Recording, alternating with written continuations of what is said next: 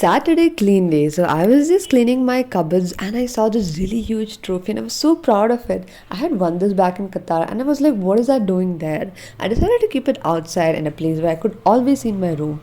After that, I found this really weirdly shaped paper in my cupboard and I'm like, what is this? I think it's a part of my sister's project.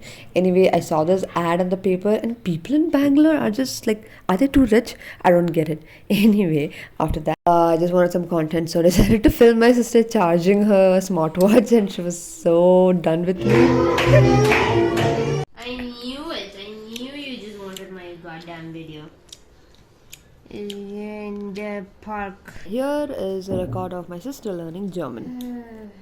Z-I-E-R. Just for school. Yeah. I don't know yet. Just try. Okay, where is it? I'll read one that I know. Ich trinke Tee in der Pause. Ich lerne bis 1 Uhr und essen zu Mittag. Ich diskutiere mit meinen Freunden. Ich lerne bis 5 Uhr Collage. Ich gehe in den Park. Ich mache einen... What in the world? Subscribe if you want to learn German.